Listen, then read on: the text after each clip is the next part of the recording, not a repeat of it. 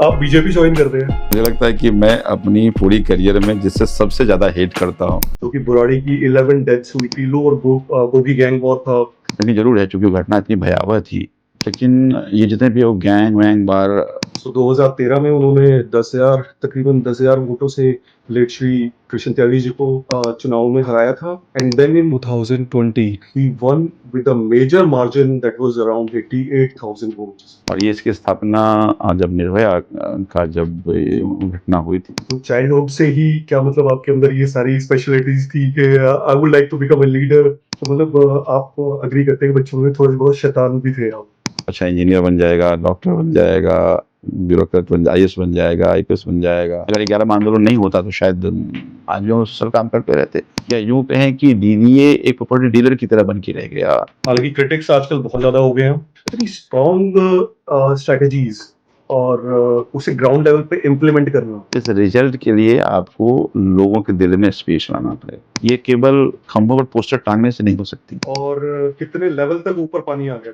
और होगी जो 100 फुटा जो है लाइफ लाइन है बुराड़ी की, हमेशा जाम की सिचुएशन, उससे लोगों ने जो कंप्लेंट्स आ रही है 4-4 5-5 घंटे उन्हें स्ट्रक होना पड़ रहा है ट्रैफिक जैम में। तो बुराड़ी छोड़ दीजिए, ये बादली मॉडल टाउन सब डूब जाता है। कोई ऐसा इंस्टेंस रहा हो कि भाई अगर मेरे बड़े भाई ना होते साथ में तो क्या होता? तो मनोज तिवारी जी जो कि बिहार से ही आते हैं और आपके राइवल रहे हैं, बट उनके रिलेशन जैसे वो बिहार से आते हैं। मनोज तिवारी जी एक स्टार हैं, एक अच्छे कलाकार हैं, मैं भी फॉलो करता हूँ क्योंकि कई हमारी राइवलरी कभी लाठी लेकर नहीं लड़ती। लाल कुर्ता जो आपका ट्रेडमार्क है, पॉइंट ऑफ व्यू है लाल कुर्ते का, ये सिग्नेचर ड्रेस कोड आपका कैसे बना? कोई कंपेटिटर देखते हैं अपना बुराड़ी विधानसभा की?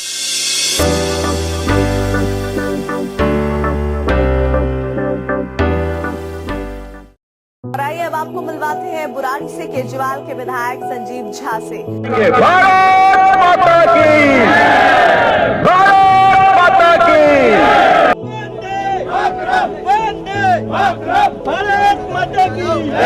अनथराइज कॉलोनी में 2007 के नक्शे में जो पहली बार ऐसा हो रहा है कि सदन बुलाया जा रहा है, सेशन बुलाया जा रहा है, लेकिन क्यों बुलाया जा रहा है? फ्रेंड्स, जो आज हमारे साथ है, हम लोगों ने काफी टाइम से हम लोग प्लान कर रहे थे कि we should be in a podcast, और मैं even I was just trying to chase out Sanjeev भैया फ्रॉम अ लॉन्ग टाइम, और finally we are able to get this wonderful time, और हमें कुछ उनके साथ पल बिताने का मौका मिलेगा। इसके लिए I would say we are lucky that you know we have got such a fantastic leader on a platform.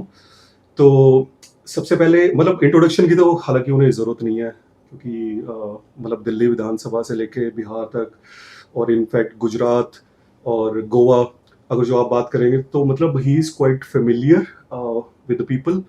और जैसे कि आप लोगों ने विधानसभा चुनावों में भी देखा है, so he has won multiple times, I would say 3 times at least. सो 2013 में उन्होंने तकरीबन 10,000 वोटों से लेट श्री कृष्ण त्यागी जी को चुनाव में हराया था। उसके बाद 2015 में he again became MLA, and then in 2020 he won with a major margin that was around 88,000 votes. I mean that was the biggest achievement, you know, within Delhi itself, I would say. I mean that's what he is, but on the other side I would like to say, I mean कि बहुत ही humble और बहुत ही polite person है, जिनसे मिलते हैं बहुत ही प्यार से मिलते हैं, हंसमुख तरीके से मिलते हैं। तो गाइस स्टार्ट करते हैं। जैसे कि मैंने आप लोगों को बताया कि ये प्राइड ऑफ मिथिला भी हैं, मिथिला से आते हैं, और इन्होंने CYSS जो कि छात्र युवा संघर्ष समिति है आम आदमी पार्टी की, तो वहां से भी इन्होंने शुरुआत करी थी। तो अब उसी मुद्दे पे टच करते हैं सबसे पहले संजीव जी, जो CYSS से जुड़े रहे, तो मतलब क्या हम बोल सकते हैं कि एक कारण रहा होगा यूथ को इजीली कनेक्ट करने के लिए? नहीं, मुझे लगता है कि यूथ से कनेक्ट थे इसलिए स्पेसस बना। मैं 99 में दिल्ली आया था यूपीएससी की तैयारी करने के लिए, और उसके बाद चूंकि सोशल इंक्लिनेशन शुरू से था तो कुछ मुद्दों पे दिल्ली पे पहले हमने एनवायरनमेंट के मुद्दों पे काम करना शुरू किया, फिर एजुकेशन के मुद्दों पे, कई मुद्दों पे जो जहाँ मुझे लगता था कि ज़रूरत है, तो हम लोग कुछ नौजवान साथी थे मिलकर काम करते थे। 2011 में एक बड़ा आंदोलन हुआ और एक बड़ी टीम बनी, दिल्ली नहीं पूरे देश के नौजवान एक प्लेटफॉर्म पे आए और भ्रष्टाचार के खिलाफ एक बड़ा मुहिम अरविंद केजरीवाल जी और अन्ना हजारे जी ने छेड़ा था। तो उसके साथ जब हम लोग हुए तो बहुत बड़ी संख्या में यूथ उसके साथ था। फिर जब ये आम आदमी पार्टी की स्थापना हुई तो वो जो हम सब यूथ थे हमें लगा कि एक प्लेटफॉर्म पर उसको काम करते रहना चाहिए पैरेलल। जी। और इसीलिए चूंकि उसमें छात्र भी थे, उसमें नौजवान भी थे, तो नाम इसलिए रखा था कि छात्र युवा संघर्ष समिति। और ये इसकी स्थापना जब निर्भया का जब घटना हुई थी, उस घटना में लोगों को जोड़ने के लिए और लोगों को इस मुद्दों पर आवाज़ उठाने के लिए ये बेसिकली बनाया गया था। अभी आम आदमी पार्टी की इकाई की तरह पूरे देश में काम कर रही है। Thank you so much. तो मतलब ये हम कह सकते हैं कि मतलब युवाओं को कनेक्ट करने के लिए आप स्टार्टिंग से ही आप यूथ के साथ कनेक्टेड रहे हैं, CYSS बोल लीजिए या फिर अन्ना आंदोलन बोल दीजिए, तो यूथ के साथ कनेक्टिविटी हमेशा रही है। और जैसे कि हमेशा बोलते हैं कि पॉलिटिक्स हमेशा यूथ ही बदलता है। So I mean that's what he started with. तो अब थोड़ा चलते हैं आपके चाइल्डहुड की तरफ, थोड़ा सा चलते हैं। तो चाइल्डहुड से ही क्या मतलब आपके अंदर ये सारी स्पेशलिटीज थी कि I would like to become a leader? क्योंकि कहते हैं ना, leaders are made, they are not born. But ऐसा हो, एक मान्यता है कि 30% जो है वो जेनेटिक्स से आता है और 70% जो है वो आप लर्न करते हैं once you are into this field. So मतलब ऐसा था कि मतलब कोई परिवार में ऐसा रहा हो पीछे से पॉलिटिकल फील्ड में, या फिर मतलब कैसे मतलब इस टर्म को आप एलाबोरेट करेंगे? नहीं, कोई ऐसा तो नहीं था कि कोई मेरी लेगेसी है, कोई पॉलिटिकल लेगेसी, ऐसा नहीं है। हाँ, थोड़ा ये कह सकते हैं कि इनडिसिप्लिन्ड बच्चे कह सकते हैं कि बहुत अनुशासित नहीं रहते थे। आई मीन हर माँ बाप का, पेरेंट्स का अपना रहता है कि बच्चा मेरा बहुत अच्छे से पढ़ेगा, लिखेगा, अच्छा करेगा। कोई नहीं चाहता है कि सामाजिक काम में बच्चों से बचपन में भागीदारी करेगा। हमारे छोटे छोटे कोई आयोजन होता है, आप उसका हिस्सा बन जाते हैं, आप उसको लीड करते हैं, तो फिर आप स्कूल नहीं जाते हैं टाइम से, कॉलेज नहीं जाते हैं टाइम से, आपके एकेडमिक्स अफेक्ट हो जाता है उससे। तो वो तो रहा है। हाँ, ये इंटरेक्शन ज़रूर सोशल रहा है, और स्कूल में रहे, चाहे कॉलेज में रहे या उसके बाद भी, जहाँ कहीं भी रहे, अपने जो भी सेम एक वाइब्स के जो लोग हैं, जो कुछ करना चाहते हैं सोसाइटी के लिए, कुछ बेटरमेंट के लिए काम करना चाहते हैं, तो ये इंप्रेशन जरूर हमारी रही कि मिलकर के कुछ अच्छा किया जाए। आप अग्री करते हैं कि बच्चों में थोड़े बहुत शैतान भी थे आप? ऑब्वियस है। ये सब तभी कर जब शैतान होते हैं। राइट। जो बहुत अनुशासित बच्चे होते हैं वो अपने जीवन में वो अच्छा इंजीनियर बन जाएगा, डॉक्टर बन जाएगा, ब्यूरोक्रेट बन, IAS बन जाएगा, IPS बन जाएगा। मुझे लगता है कि ये थोड़ा नटखटपन अगर आप में हो, तभी आप सोशली आप अच्छा काम कर सकते हैं। क्योंकि कोई पेरेंट्स नहीं चाहता है कि हमारा बच्चा सोसाइटी के लिए काम करे। तो जो ज़्यादा डिसिप्लिन रहता है तो उसका करियर दूसरा रहता है, हम जैसे लोगों का करियर सामाजिक हो जाता है। कहते हैं ना कि जैसे पहले कहावत हुआ करती थी, पढ़ोगे लिखोगे तो बनोगे नवाब, और खेलोगे कूदोगे तो बनोगे खराब। बट आज की डेट में ये थोड़ा सा मतलब ऑपोजिट हो गई है। दोनों चीजें मतलब पैरेलली चलनी चाहिए। मतलब देखिए, मुझे ये लगता है कि ये बड़ा सब्जेक्टिव टर्म है। मान लीजिए, चलो ठीक है, हमारा सफ़र हुआ और आज मुझे प्रगति पार्टी का हिस्सा बनने का मौका मिल गया, फिर चुनाव लड़ने का मौका मिल गया, फिर विधायक बन गए, तो उसको आप एक सक्सेस तरह काउंट कर सकते हैं। लेकिन हमारे जैसे हज़ारों लोग हैं जो अच्छा काम कर रहे हैं, काबिल तारीफ़ काम कर रहे हैं, उनको लोग नहीं जानता है, उनको सोसाइटी नहीं जानता है, लेकिन वो केवल इसलिए अच्छा काम कर रहे हैं कि उनको इससे खुशी मिलती है।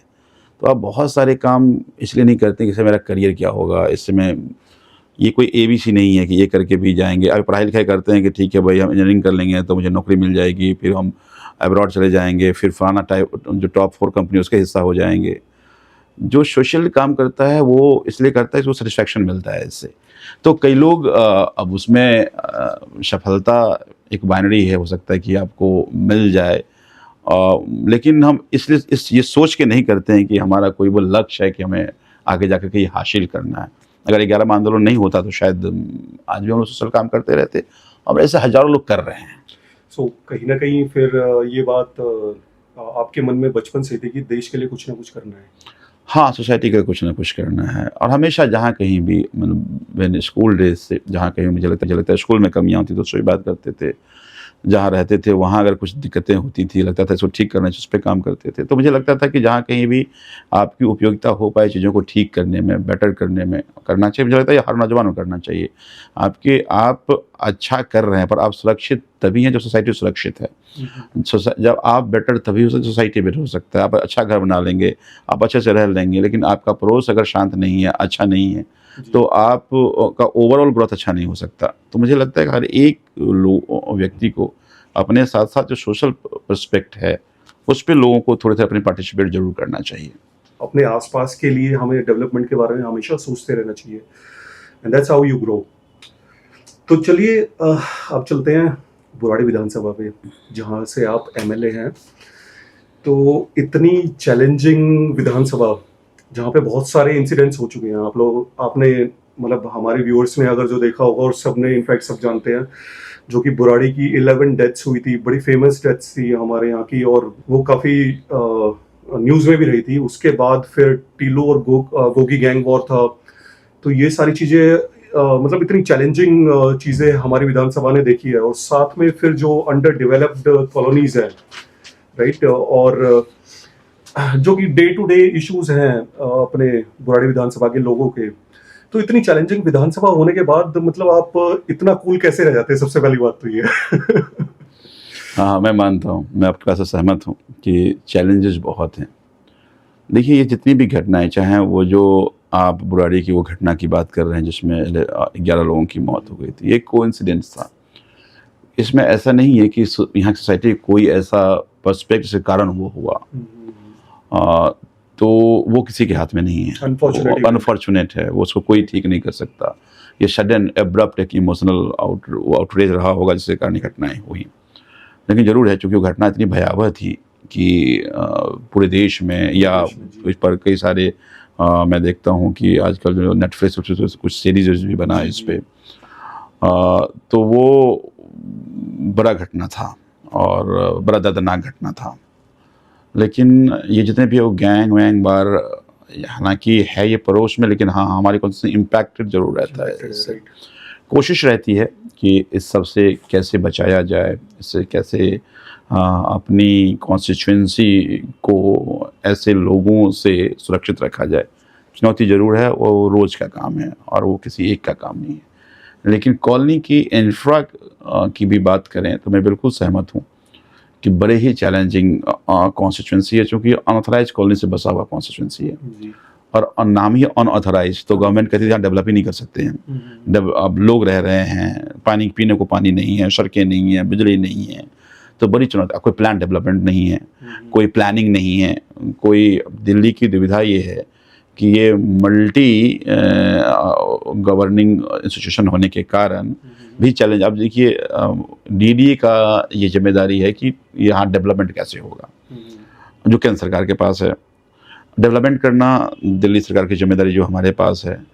अब ये मैस केवल इसलिए क्रिएट हुआ, जैसे अनऑथराइज कॉलोनी बुराड़ी जैसे इतना बड़ा इसलिए बसा चूँकि डीडीए फेल रही, डीडीए हाउसिंग सॉल्यूशन नहीं दे पाई, या यूँ कहें कि डीडीए एक प्रॉपर्टी डीलर की तरह बन के रह गया जिसने दिल्ली का सत्यानाश कर दिया। तो एक आदमी, एक ऑर्गेनाइजेशन जिसने दिल्ली को बर्बाद कर दिया, वो है डीडीए। लेकिन अब जब लोग बस गए तो आप उसको ऐसे अनऑथराइज करके नहीं, आप एक अनऑथराइज गाली है उनके लिए कि वो रह रहे हैं, उनके पास बेसिक डेवलपमेंट नहीं है। तो वो एक बड़ा टास्क था जिसको हमने पिछले 10 साल में बड़ी शिद्दत से अरविंद केजरीवाल जी, आम आदमी पार्टी की सरकार के एक पॉजिटिव एफर्ट के कारण वो सभी जगहों पर कमोबेश हम डेवलपमेंट कर पा। अब ये कह सकते हैं कि वहाँ बेसिक नेसेसिटी की चीज़ें 90% ऐसी है, 95% सी जगह है जहाँ पे है, चाहे बिजली हो, पानी हो, सड़कें हों, सीवर हो, तो गैस लाइन कई जगह पहुँच चुका है। अभी भी चूँकि ये रोज़ का है, अब रोज़ सुबह उठिए और 4 गलियाँ बना हुआ तैयार दिखेगा आपको, तो इसलिए कहा मैं 5% एरिया रह रहा है। तो चैलेंजेस हैं और वो सब ज़रूरतमंद लोग हैं, भीड़ लगती है। तो मुझे लगता है यही फिर आपको अलग बनाता है कि आप इन तमाम जो प्रेशर है, ये तमाम चैलेंजेस को अगर आप डील कर लेते हैं तो आप लीडर हैं जो डील नहीं करेगा तो फिर नेता लोग उसको नहीं मानता है। तो मुझे लगता है कि और वो डील आपको कूल होकर ही हो सकता है, आप उसको अगर अपने अग्रेशन में नहीं कर सकते, आप उसमें आप बहुत इंस्टेंट रिएक्टिव होकर नहीं कर सकते। तो मुझे लगता है कि वो हमने कोशिश की है अपने आप को इन तमाम चैलेंजेस को बहुत कूल माइंड से लोगों के साथ मिलकर के काम करें। Thank you so much and that is well appreciated I think. हालांकि क्रिटिक्स आजकल बहुत ज़्यादा हो गए हैं और आप जिस तरह से क्रिटिक्स का भी जवाब दे रहे हैं तो होपफुली मतलब उसके लिए हो सकता है कि अभी फिलहाल इस वाले पॉडकास्ट में हम लोग ना इन्वॉल्व करें उस चीज़ को, बट मे बी फ्यूचर में वो चीज़ ज़रूर से आप लोगों को व्यूअर्स को भी अगर जो आप डिमांड रखेंगे तो ज़रूर से संजीव जी को लाके और क्रिटिक्स का भी जवाब देने की हम पूरी कोशिश करेंगे। सो फिलहाल चलते हैं अपने अगले पॉइंट पर।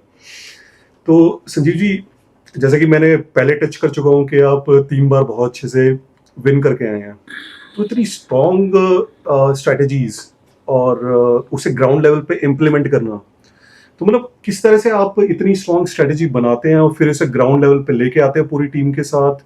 मतलब ऐसी क्या स्ट्रेंथ है, ऐसा कौन सा मैजिक है आपके पास? देखिए, ये रिजल्ट कोई स्ट्रैटेजी से नहीं आ सकती, ये रिजल्ट किसी प्लानिंग से नहीं हो सकती। इस रिजल्ट के लिए आपको लोगों के दिल में स्पेस बनाना पड़ेगा, और लोगों के दिल में स्पेस बनाने के लिए आपको मेहनत करना पड़ेगा, आपको काम करना पड़ेगा। तो जो बरसों से काम नहीं हो पा रहा था, कोई सुनने वाला नहीं था, जो विधायक तो डराते थे क्योंकि अनऑथराइज कॉलोनी है, अगर ज़्यादा जोर से बोलने का मकान तोड़ देगा, तो एक डर का भाव था लोगों में। हमने उसको दूर करने की कोशिश करी, हमने सवाल पूछे, ये पूछना सिखाया, और जनप्रतिनिधि सुन के काम करे ये करना कोशिश की, और उसके परिणाम निकले। तो फिर लोगों को एक बड़ा चेंजेस दिखा कि एक पहले एमएलए से बात करना या जिससे बात कर ली वो अपने आप को काम होना हो, बात होना ही बड़ी बात थी। उसको हमने एकदम सामान्य कर दिया कि कोई भी आदमी मिल सकता है, कोई बातें अपनी कर सकता है, और जो कहे उस पर काम करना। जरूरी नहीं है कि आप सैकड़ों की भीड़ लेके आइए तभी हम आपकी बात सुनेंगे, आप अकेले भी आइए, अगर वो सैकड़ों लोगों की समस्या है तो हम आपको काम करेंगे। हम सैकड़ों लोगों को उसके लिए भीड़ इकट्ठा करके हम एहसान नहीं जताएंगे, ये मेरी जिम्मेदारी है। तो वो जो चेंजेस मुझे लगता है लोगों ने देखा, लोग उस चेंजेस के साथ खड़े हुए। दूसरा, अरविंद केजरीवाल जी ने 10 साल में देश को उम्मीदें दी हैं।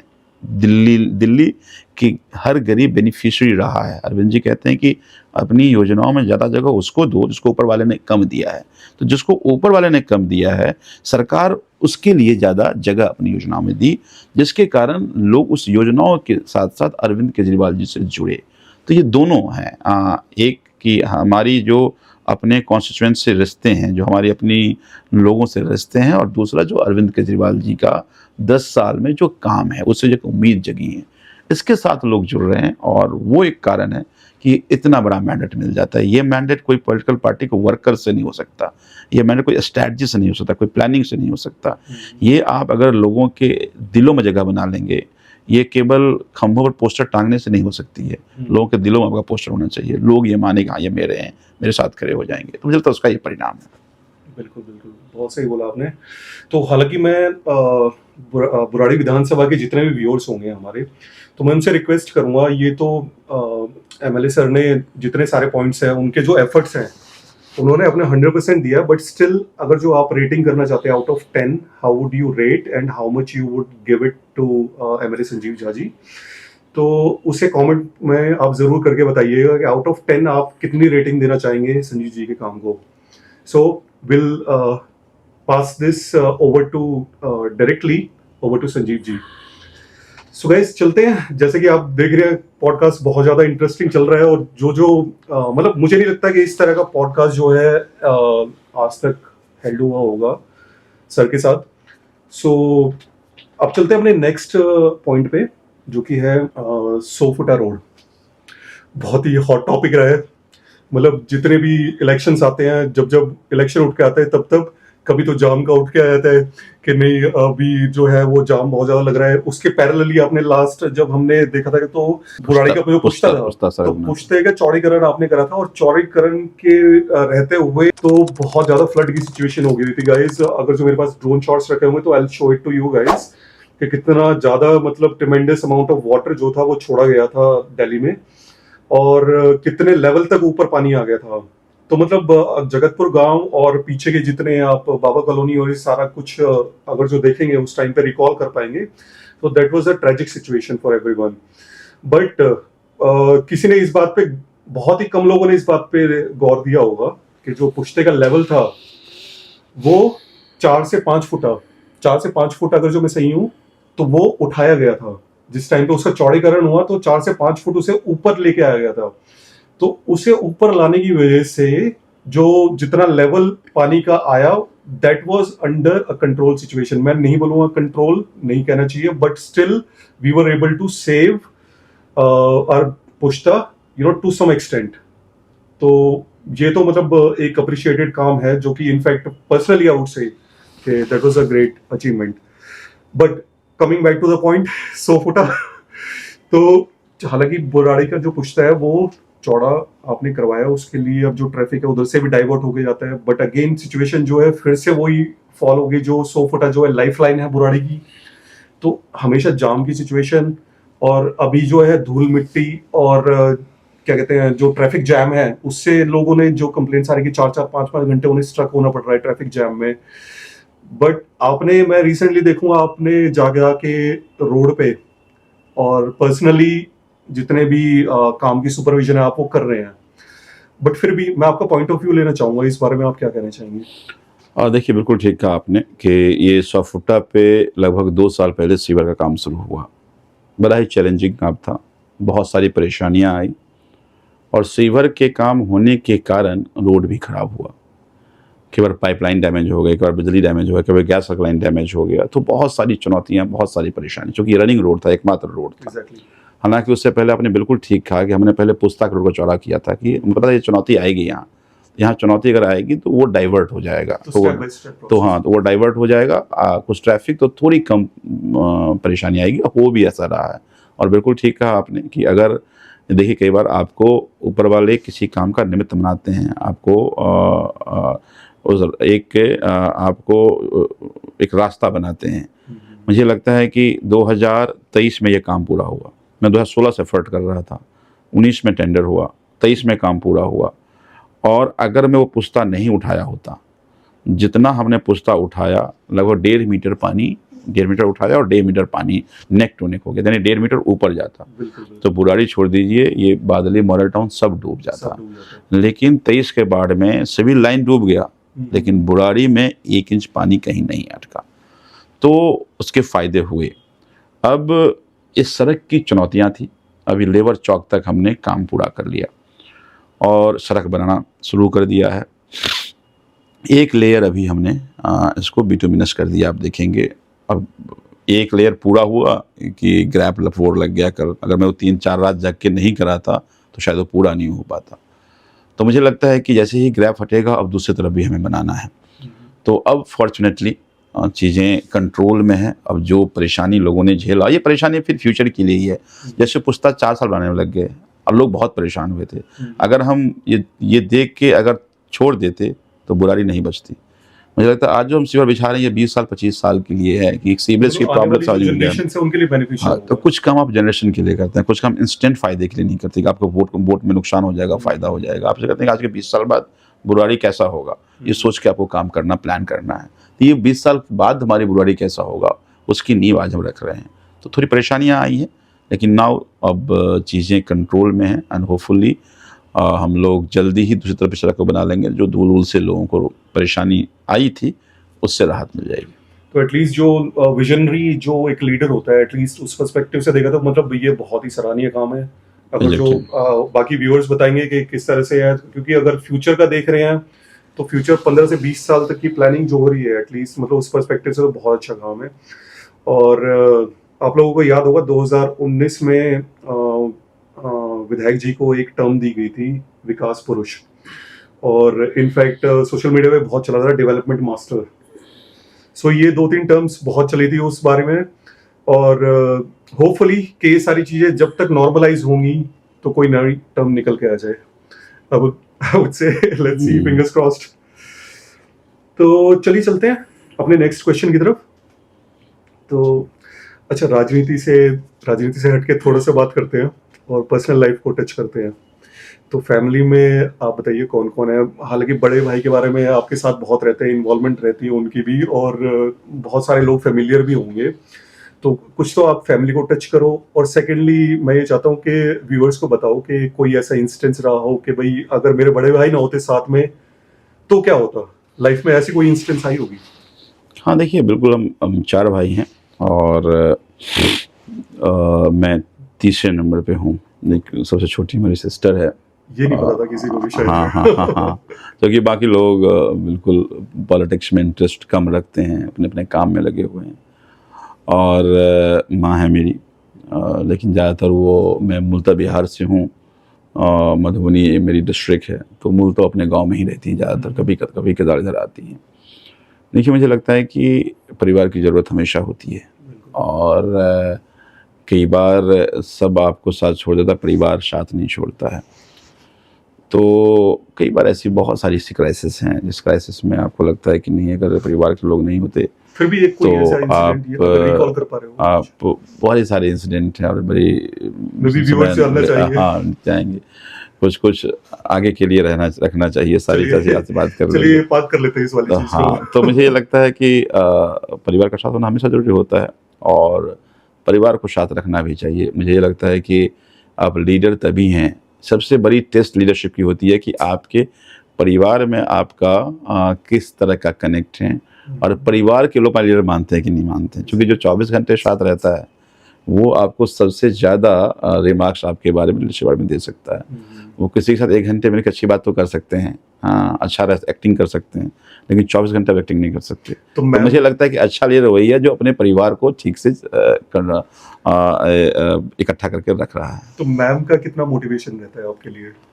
मुझे लगता है कि सब अपने अपने काम में हैं, और मुझे लगता है कि हर एक लोगों की अपने काम में व्यस्तता रहना चाहिए। मेरी कोशिश रहती है कि हम ज़्यादा इंटरफेयर ना करें। मतलब इस क्वेश्चन पे आने का ये था पॉइंट, क्योंकि बहुत लोग बोलते हैं ना कि हर कामयाब आदमी के पीछे एक औरत का हाथ होता है, तो इसमें मतलब मैम का कितना हाथ है? बहुत सारा काम घर की संभाल लेती हैं, तो फिर मुझे लगता है कि फिर घर का काम में आपको टाइम नहीं देते। अदरवाइज आपको घर में सबसे मुश्किल होती है कि ये माइक्रो मैनेजमेंट बहुत मुश्किल होता है। माइक्रो मैनेज कर लेते हैं और माइक्रो मैनेज नहीं कर पाते हैं, तो सारी माइक्रो मैनेजमेंट घर का हो जाता है, तो हमें स्पेस और टाइम मिल जाता है बाकी लोगों के लिए काम करने के लिए। Thank you so much. I mean, that was quite personal, but thanks you answered that, so politely. तो चलिए चलते हैं अब सबसे हॉट वाला जो क्वेश्चन है उसकी तरफ। तो मनोज तिवारी जी, जो कि बिहार से ही आते हैं और आपके राइवल रहे हैं, बुराड़ी विधानसभा में कई कामों को लेकर राइवल रहे हैं, तो कई सारी इंस्टेंसेस ऐसी हुई हैं जो मैं रिकॉल कर पा रहा हूँ। उसे मोहल्ला क्लिनिक के लिए एक बार बुलाया गया था मनोज जी को, और फिर सब लोग इकट्ठा हो गए थे, बट कुछ ऐसा इंस्टेंस हुआ था कि वो नहीं आ पाए थे। तो मतलब ये ऐसी कन्फ्रंटेशन जो है वो होती रहती है उनके साथ, बट उनके रिलेशन, जैसे वो बिहार से आते हैं बट स्टिल, हालांकि पार्टी ऑपोजिट है, आप आम आदमी पार्टी से हैं, वो बीजेपी से हैं, तो इस चीज को करते हुए आप कैसे देखते हैं? मतलब वो स्टार भी है एक। हाँ बिल्कुल ठीक है कि मनोज तिवारी जी एक स्टार हैं, एक अच्छे कलाकार हैं, अच्छे सिंगर हैं, अच्छा गाना गाते हैं। पूरे देश में जो पूर्वांचल के लोग हैं वो उनको फॉलो करते हैं, मैं भी फॉलो करता हूँ, उनके कई सारे गाने बहुत पॉपुलर ये नहीं बात है, आप फॉलो करते हैं? हाँ, मतलब being a singer, being a actor, मैं भी उनके गाने सुनता रहा हूँ। हमारे तो, मैं पिछली बार जीता तो उन्हीं के गाने पर लोग डांस कर रहे थे। तो चूँकि वो अच्छे सिंगर हैं, और पर मुझे लगता है कि वो लीडर अच्छे नहीं हैं, और मुझे लगता है कि हमारी राइवलरी तो नहीं कह सकते, लेकिन चूँकि जिस पार्टी से आते हैं उस पार्टी की भी अपनी प्रॉब्लम्स हैं, तो जो कोई जाए फिर उसी जैसा बन जाता है। तो मुझे लगता है कि बीइंग अ लीडर उन्होंने कुछ ऐसा कर नहीं पाए जिसके कारण हम उनको कोई क्रेडिट दे पाएँ। अब 10 साल, तीसरा टर्म उनका, 11 साल सांसद रहे हैं। मेरे कॉन्स्टिट्यूंसी में एक भी ऐसा काम नहीं है जो कोई काम कर लिया तो मुझे लगता है कि चलो ये काम कर दिया। एक वो सेंट्रल स्कूल की बात करते हैं पर वो नहीं कर पाए, फिर वो अनाप शनाप भारतीय जनता पार्टी के लोग झूठ बोलते हैं, पर वो भी झूठ बोलने की कोशिश करते पर पकड़े जाते हैं झूठ बोलते हुए, क्योंकि वो अभी तक उतनी मास्टरी नहीं हुई है झूठ बोलने की। तो जैसे मोहल्ला क्लिनिक, आपने बोला मोहल्ला क्लिनिक नहीं खुला, तो मैंने चैलेंज किया कि आइए ये मोहल्ला क्लिनिक है और मोहल्ला क्लिनिक हम आए हुए हैं, आप आ जाइए। बेचारे नहीं आए। फिर तो वो जब जब झूठ बोलते हैं बेचारे पकड़े जाते हैं। तो मैं व्यक्तिगत तौर पर, देखिए, अलग पार्टी में है, अलग आइडियोलॉजी में है, जब किसी मंच में मिलते हैं मैं अच्छे से मिलता हूँ और सब कुछ। मुझे लगता है कि ये रिश्ता आइडियोलॉजी के कारण आपको ये व्यक्तिगत लड़ाई नहीं होनी चाहिए। ये हम उनसे असहमत हैं, असहमति एक बात है, लेकिन इससे कोई मेरी वो जातीय दुश्मनी हमारी नहीं है। और मुझे लगता है ये पॉलिटिकल वर्कर्स को भी होना चाहिए कि आइडियोलॉजी को रिस्पेक्ट करो। हम लोग, देखिए, भारत की परंपरा रही है, हमारे सनातन परंपरा में हमेशा हम तर्क से एक दूसरे को बात करते हैं। हमारे डिबेट से हम एक दूसरे से सहमत असहमत होते हैं, कभी लाठी लेकर नहीं लड़ते। हालांकि बीजेपी ने कल्चर शुरू जरूर किया कि जो हमसे असहमत है वो देशद्रोही है, वो पाकिस्तानी है, फलाना चिलाना वगैरह वगैरह, जो जबकि अपने आप को सनातनी कहते हैं। ऐसा मतलब वो सनातन को भी नहीं समझते हैं वो लोग ठीक से। तो मुझे लगता है कि मनोज तिवारी जी जब भी मिलते हैं, मंच पे मिलते हैं, और मेरे सांसद हैं, मेरी जिम्मेदारी है कि मैं उनको सांसद होने के नाते हम उनसे मिलें। लेकिन वो नेता बहुत ख़राब हैं। लोगों की वो आज तक कुछ ऐसा दिल्ली में या इसको लोकसभा में नहीं कर पाए जिसके कारण उनको कोई किसी तरह क्रेडिट दी जाए। थैंक यू सो मच, ये काफ़ी इंटरेस्टिंग था। बट चलिए चलते हैं, एक बड़ा ही इंटरेस्टिंग क्वेश्चन है। क्वेश्चन ये है कि लाल कुर्ता जो आपका ट्रेडमार्क है, बहुत से लोग किसी और चीज से रिलेट करते हैं, कोई किससे रिलेट करता है, कोई किससे रिलेट करता है, बट बहुत लोगों से मैंने ये भी सुना है कि आप बजरंगबली के भक्त हैं, तो हो सकता है कि उस वजह से भी हो। बट आपका जो पॉइंट ऑफ व्यू है लाल कुर्ते का, ये सिग्नेचर ड्रेस कोड आपका कैसे बना? भाई इत्तेफाक है, मतलब ऐसा कोई रिलेशन नहीं है। ये जब इंडिया अगेंस्ट करप्शन शुरू हुआ था तो IAC युवा मंच नाम से एक टीम थी जो लाल कुर्ता पहनती थी टू आइडेंटिफाई। तो चूँकि वो नुक्कड़ कई जगह करती थी, कई जगह ऐसे वो सब लाल कुर्ता पहनते थे। मैं उस टीम को लीड करता था, हम भी लाल कुर्ता पहनते थे। तो ऐसे ही था इत्तेफाक।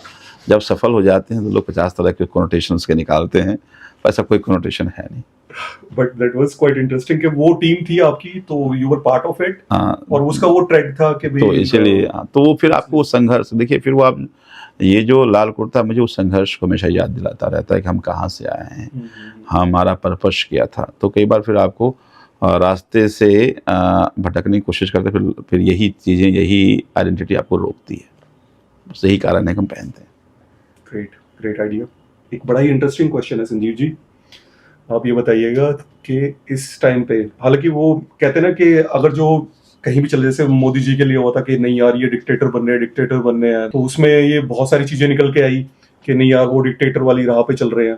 तो ऐसे ही अगर जो हम बोलें कि आप बुराड़ी विधानसभा का हिस्सा है स्टिल, के आपकी जो स्ट्रेंथ है वो आप हमेशा हेल्दी पॉलिटिक्स को सपोर्ट करते हैं, तो उस एंगल को देखते हुए आप कोई कंपेटिटर देखते हैं अपना बुराड़ी विधानसभा में? नहीं, मुझे लगता है कि उस पर मुझे कंसंट्रेशन करने के बजाय बुराड़ी में क्या काम रह गया उस पर ध्यान देना चाहिए। देखिए, आप अपने आप को किसी से compete करने लगते हैं तो फिर जो आप करने आए हैं, जो आपको करना है, वो पीछे छूट जाता है। ये जनता तय करती है। और मुझे लगता है कि हमें अपना काम करते रहना चाहिए। तो ना तो मैं किसी से compete करता हूँ, ना अपना कंप्यूटर किसी को मानता हूँ। ग्रेट। सो एक हालांकि ये तो होगी लोकल पॉलिटिक्स की बात। अब जो अगर जो हम ओवरऑल पिक्चर देखें, जो कि अब चुनाव भी नज़दीक है नेक्स्ट ईयर, तो ओवरऑल जो अभी शराब नीति को लेके जो सारी इंसिडेंट्स हुए हैं, जिसमें आपके दिग्गज नेता भी थे, हालांकि वो अब रिलीज़ हो चुके हैं, सारे के सारे बाहर आ चुके हैं, बट इस पे आप कहीं ना कहीं इम्पैक्ट देखते हैं विधानसभा चुनाव में? मुझे नहीं लगता। कोशिश बहुत करी बीजेपी ने। देखिए, यही कहते हैं कि भगवान के घर में देर है अंधेर नहीं है। कोशिश ये थी कि किसी तरह से बदनाम कर दिया जाए और उनको चुनाव से पहले बाहर ना आए। तो ऊपर वाले ने एक जोरदार झन्नाटेदार चांटा मारा। उन्होंने कहा कि तुम्हारा अहंकार से तुम किसी को परेशान कर सकते, किस्मत तो ईश्वर ही लिखते हैं। और फिर ईश्वर ने ये तय किया, और देखिए एक एक करके सभी नेता चुनाव से पहले बाहर आ गए। और लोग भी, और कोर्ट ने भी कह दिया कि शराब नीति कुछ है ही नहीं, ये एक बनाया का मनगढ़ंत कहानी है जिसमें बदनाम करने की साजिश की थी। आप एक मूवी देखे होंगे सरकार राज, बड़ा अच्छे से कोरिलेट कर देंगे। तो वो कहता है, उसमें एक डायलॉग है कि सरकार को हराना है तो सरकार की सोच को बदनाम करना पड़ेगा। अगर सरकार, चूंकि सरकार एक व्यक्ति नहीं है, सरकार एक सोच है, तो जिस तुम सरकार को ऐसे नहीं हरा सकते। अगर तुमने सोच को बदनाम कर दिया तो सरकार अपने आप हार जाएगा। तो वही कोशिश थी कि एक्साइज पॉलिसी के जरिए, अरविंद केजरीवाल अब व्यक्ति नहीं है, अरविंद केजरीवाल एक सोच है, तो अरविंद केजरीवाल के सोच को ख़त्म करने के लिए काम करना है। तो उसी तरह से सरकार राज मूवी लोग देखें और कोरिलेट कर लेंगे अच्छे से कि कैसे अरविंद केजरीवाल जी को बदनाम करने की कोशिश की गई, और वहाँ भी उनकी जीत हुई, यहाँ भी जीत होगी। तो मुझे लगता है कि आपको अपने काम ईमानदारी से करते रहना चाहिए। बस अब 2-3 क्वेश्चंस और टच अपॉन करेंगे। संजीव जी, बहुत सारी डिटेल में इंफॉर्मेशन हम लोग ऑलरेडी ले चुके हैं और बहुत ही इंटरेस्टिंग चल रहा है अभी तक का पॉडकास्ट। बट एक जो चीज़ है वो अरविंद जी से आपकी जो पहली मुलाकात वो कैसे हुई थी, और कोई ऐसा इंसिडेंट जो अरविंद जी के साथ आप शेयर करना चाहेंगे जो मतलब आप और उनके बीच का ही हो बट इंटरेस्टिंग हो? 2011 में मैं अरविंद जी से अप्रैल में जब अन्ना हजारे आए थे, मैं अन्ना हजारे जी को बड़ा पसंद करता था, मैं उनको जानता था, मैं उनके काम को अप्रिशिएट करता था। जब अन्ना जी आए दिल्ली तो मुझे लगा कि उनके साथ हमें खड़े होना चाहिए, और वहीं अरविंद जी से मुलाकात हो गई, और तब से लेकर के अब तक का सफ़र चल रहा है। मुझे लगता है कि 2011, 12, फिर 13 में पार्टी की स्थापना हुई, तब से लेकर लगातार सफ़र जारी है। हाँ, 2012 में जब पार्टी की स्थापना हुई तो मैं उसके खिलाफ था। अच्छा। मुझे लगता था कि एक सिविल सोसाइटी होना चाहिए जो प्रेशर ग्रुप की तरह काम करे पॉलिटिक्स में। हमें लगता था कि इस देश की प्रॉब्लम ही पॉलिटिक्स है, और आप पॉलिटिक्स में जाकर ठीक नहीं कर सकते। पॉलिटिक्स में दूर से प्रेशर ग्रुप बन के ठीक कर सकते हैं। जिस दिन नेताओं को वोट का डर लगने लगेगा कि हम ये गलत काम करेंगे तो ये एक ग्रुप है जो हमारा नुकसान कर देगी, तो ठीक होगा। लेकिन अरविंद जी ने जो रास्ते बताए, फिर हमारी बड़ी बहस हुई उनसे कि ये ठीक नहीं है, ठीक रास्ते नहीं है, out of the box thought था। और हम लोग मेंटली प्रिपेयर्ड नहीं थे। हम तो आंदोलन में गए थे, हमें लगता था कि ज़रूरी है। हज़ारों लाखों युवा सड़कों पर था, पॉलिटिक्स के खिलाफ लोग बोलते नहीं थे। अब वो एक तरह से सीरियस पार्टिसिपेंट बन गया था कि ये लोग ठीक नहीं है, भ्रष्टाचार कर रहे हैं, ये गलत कर रहे हैं, इनको हटाना है। तो मुझे लगता था कि यहाँ से एक बड़ी उम्मीदें हैं। लेकिन अरविंद जी का कहना ठीक था कि 2011 में लाखों लोग आए, 2012 में संख्या कम हो गई, 13 में और संख्या कम हो गई। तो लगा कि भाई इन लोगों को पता है 75 साल में कोई कुछ बिगाड़ नहीं पाया है, इनको लगता है कि भाई ये कुछ भी कर लेगा, हमारे वोट में फ़र्क नहीं डालते हैं। तो कोई कहते थे पार्टी बना लो, अच्छा कर पार्टी बना लो, तो कहीं बना के दिखाते हैं ना, करके दिखाते हैं। और फिर जो रास्ते बताए मुझे लगा ये रास्ता तो ठीक है, और फिर उनके साथ काम करने लगे। एक्चुअली में होता क्या है कि ब्रेनस्टॉर्मिंग सेशंस जो है वो में भी आप बता रहे हैं कि वो सारे, मुझे तो देखिए अरविंद केजरीवाल जी का जो पैशन है किसी चीज़ को करने का, जो जिद जो है, जो ठान लिया वो करना है, फिर वो किसी की नहीं सुनते। लोग कई बार उनको कई तरह से कहते भी हैं कि नहीं वो ऑटोक्रेटिक डिसीजन लेते हैं, करते हैं। वो अपनी बात जो उन्होंने ठान लिया, फिर उसको पूरा करने के लिए वो अपनी पूरी ताकत एक्सट्रीम ताकत, फिर वो बीच में नहीं रुकते। अब आपकी जिम्मेदारी है कि आपके साथ खड़े रहिए या नहीं खड़े रहिए। देखा जाए तो फाइटिंग स्पिरिट है ना ये। हाँ, मैं वही कह रहा हूँ। तो वही फाइटिंग स्पिरिट अलग भी बनाती है। वरना एक एग्जांपल बता दीजिए पूरे वर्ल्ड में कि कोई 10 साल में पार्टी नेशनल पार्टी बन गया हो, 10 साल में 2 जगह स्टेट में सरकार बन गई हो, उसमें इनके जैसे लोग जो कॉन्स्टिट्यूशन को नहीं मानते, डेमोक्रेटिक प्रोसेस को नहीं मानते, उनके आंख में आग डालकर चुनौती दे करके दिल्ली में 3 बार सरकार, 4थी बार सरकार बनेगी बड़ी मैंडेट से, लोग अभी भी आम आदमी पार्टी के काम के साथ करें, चाहे कितनी कोशिश क्यों न करने बदनाम करने की। तो मुझे लगता है कि वो जो फाइटिंग स्पिरिट है वही उनको बाकी लोगों से अलग बनाती है। एक जो क्वेश्चन है मैं थोड़ा सा मिडल में डालने की कोशिश करता हूँ, क्योंकि अभी ये जो है ना बहुत ज्यादा डिस्कशन में चल रहा है, बहुत ही ज्यादा हॉट टॉपिक है कि आप बीजेपी ज्वाइन कर रहे हैं। क्योंकि अभी एक ना पोस्टर बड़ी तेजी से फ्लोट हो रहा है और बहुत र्यूमर भी है। तो उसमें क्या है कि एक तरफ अमित शाह जी हैं, एक तरफ मनोज तिवारी जी है, बीच में आप ऐसे करके खड़े हुए हैं। तो उसमें ये र्यूमर चल रहा है कि आपने बीजेपी ज्वाइन करने वाले थे। इसमें कितनी सच्चाई है? बड़ा अजीबोगरीब था, मैंने भी देखा तो मुझे बड़ा ताज्जुब लगा। बिल्कुल ठीक कहा कि एक तरफ अमित शाह जी का फोटो है, एक तरफ मनोज तिवारी जी का फोटो है, बीच में स्वागताध्यक्ष हूँ। मुझे लगता है कि मैं अपनी पूरी करियर में जिससे सबसे ज़्यादा हेट करता हूँ उसके सामने मुझे हाथ जोड़ते हुए फोटो देख रहा हूँ मैं, मुझे भी देख के बड़ा आश्चर्य लगा। अब यहाँ कोई एडिटिंग का कमाल। हाँ, एडिटिंग नहीं, यहाँ कोई संस्था है। Okay. अब वो उसका कोई कार्यक्रम है, विद्यापति समारोह करके कार्यक्रम है, विश्व मैथिल संघ का है। अब मुझे लगा किस मंशा से उन्होंने पोस्टर लगाया, लेकिन हमने वो पोस्टर मैंने भी देखा। या तो उनकी अब वो सामाजिक और राजनीतिक वो समझ नहीं होगी, ये भी हो सकता है, या राजनीतिक समझ तो मंशा होगी, दोनों बातें हो सकती हैं। पर मुझे लगता है कि हाँ, तो उस सोशल प्लेटफॉर्म, तो अब मैं जब ये 2000 हमारे साथ 2019 से ही हो रहा है कि भारतीय जनता पार्टी के लोग कहते हैं कि संजीव झा बीजेपी में आ रहा है, संजीव झा बीजेपी में आ, संजीव झा बीजेपी में आ रहा है। अब मैं एक बार क्या सोचता हूँ कि क्यों कहते हैं, कहता हूँ आपके पास कोई नेता नहीं है, इसका मतलब है कि वो जो हमारी क्रेडिबिलिटी है, उनको लगता है कि इसी क्रेडिबिलिटी से ही हम जीत सकते हैं, वरना और कोई तरीका नहीं है। तो अब वो क्यों कहते हैं मुझे नहीं पता, वो कहते ही रहते हैं। हाँ, अब वो जो पोस्टर था, वो पोस्टर वो जो कहते रहे थे लोग, और अब कई बीजेपी के लोग र्यूमर ही फैला रहे हैं जगह जगह पे जाकर के, तो देखो वो फोटो आ रहा है और उसमें वो गृह मंत्री का फोटो, गृह मंत्री 30 तारीख को जो भी डेट है वहाँ पे आएंगे और उसमें वो ज्वाइन करेंगे।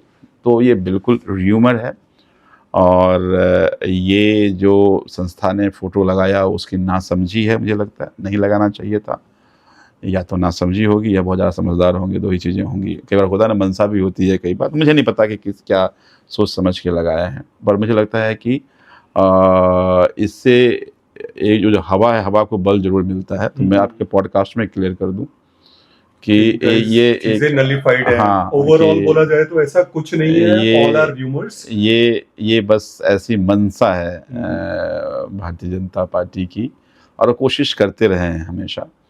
लेकिन हम सब लोगों ने आम आदमी पार्टी अरविंद केजरीवाल जी के साथ मिलकर के खड़ा किया है, इसमें खून पसीना शामिल है, और ये पार्टी इस देश की उम्मीदें हैं। और हम सब लोग राजनीति में कोई करियर बनाने नहीं आए कि ठीक है इस पार्टी से नहीं तो उस पार्टी से विधायक बन जाएंगे, सांसद बन जाएंगे। मुझे लगता है कि इस देश को अब देश के अंतिम व्यक्ति का कैसे भला होगा उस पर काम करने की जरूरत है, वो केवल आम आदमी पार्टी कर सकती है। तो हम उस उम्मीद के लिए राजनीति में हैं, और वो उम्मीद केवल आम आदमी पार्टी ही पूरा कर सकते हैं, अरविंद केजरीवाल लीडरशिप ही पूरा कर सकती है। तो इसलिए ये सारी र्यूमर्स जो हैं वो करे जा रहे हैं। हम बहुत मजबूती से अपनी पार्टी को आगे बढ़ाने के लिए, उस उम्मीद को आगे बढ़ाने के लिए काम कर रहे हैं। तो फ्रेंड्स, संजीव जी कहीं नहीं जा रहे हैं आम आदमी पार्टी से, वो स्टिक रहेंगे और किसी भी र्यूमर पे बिलीव ना करें। चलिए, मोस्टली जो जितने भी टॉपिक्स हैं वो हमारे कवर हो चुके हैं, बट एक लास्ट क्वेश्चन जो है वो मैं आपके सामने रखना चाहूँगा कि जो पिछली जीत हुई थी, तो पिछली जीत पे भी बहुत सारा ये डिस्कशन चल रहे थे बुराड़ी के अंदर इंटरनली कि इतने बड़े मार्जिन से जो जीत हुई है तो इन्हें कैबिनेट का हिस्सा होना चाहिए, कैबिनेट में मंत्री पद मिलना चाहिए। तो पहला तो ये कि आप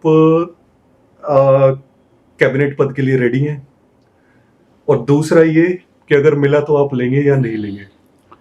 देखिए, मुझे लगता है कि बुराड़ी एक बड़ी विधानसभा थी, बहुत सारी समस्याएं थी। कई बार आप कैबिनेट में जाने के बाद आपकी प्रायोरिटी दिल्ली स्टेट हो जाता है, कॉन्स्टिट्यूंसी कॉम्प्रोमाइज़ हो जाता है। तो मैं अपने आप को भाग्यशाली समझता हूँ कि मुझे वो अवसर नहीं मिला कि मैं बुराड़ी की अपनी कॉन्स्टिट्यूंसी कॉम्प्रोमाइज़ कर पाऊँ। तो हमने पूरे काम करने की कोशिश करी। मैं ये भी मानता हूँ कि कभी भी कोई भी जिम्मेदारी से भागना नहीं चाहिए, पर जिम्मेदारी के लिए भी नहीं भागना चाहिए। ना तो जिम्मेदारी से भागना चाहिए, ना जिम्मेदारी के लिए भागना चाहिए, दोनों चीज़ें होनी चाहिए। तो जब जो रोल मिला है हम उसको ईमानदारी से करते रहें और करते रहेंगे। एक ये मेरी पर्सनल क्यूरियोसिटी है कि बहुत लोगों ने बोला है कि बुराड़ी विधानसभा जितनी क्राउडेड है, जितनी बढ़ती जा रही है, एक्सटेंड होती चली जा रही है, तो इसके आने वाले टाइम में कुछ पार्टीशन होने के चांसेस हैं? वो तो एक प्रोसेस है, वो डिलिमिटेशन सेंट्रल गवर्नमेंट करती है, और पॉपुलेशन एक बार काउंट करने के बाद, सेंसस होने के बाद, तो डिलिमिटेशन 26 में ड्यू है इस चुनाव की जस्ट एक साल बाद। तो मुझे लगता है कि वो डिलिमिटेशन पॉपुलेशन बहुत ज़्यादा हो गया, लगभग 4.5 लाख वोट हो गया, ये बढ़ते ही जा रहे हैं। और 4.5 लाख, तो मुझे लगता है कि 2 कॉन्स्टिट्यूंसी का यहाँ पर अपॉर्चुनिटी है। तो मुझे लगता है कॉन्स्टिट्यूंसी तो बटेगा ही बटेगा। संजीव जी का बहुत तहे दिल से धन्यवाद देना चाहता हूँ कि उन्होंने पॉडकास्ट पे हमें ज्वाइन किया और अगर जो आप कमेंट कर करके हमें बताएंगे और ढेर सारा प्यार देंगे तो संजीव जी का हम पार्ट 2 भी लेके आ सकते हैं, जिसमें कि वो क्रिटिक्स पे भी बात करेंगे. सो गाइस, स्टे ट्यून्ड और वेट कीजिए इस पॉडकास्ट की. एंड डेफिनेटली आप लोग जितना प्यार देंगे उतना प्यार संजीव जी को पहुंचाया जाएगा.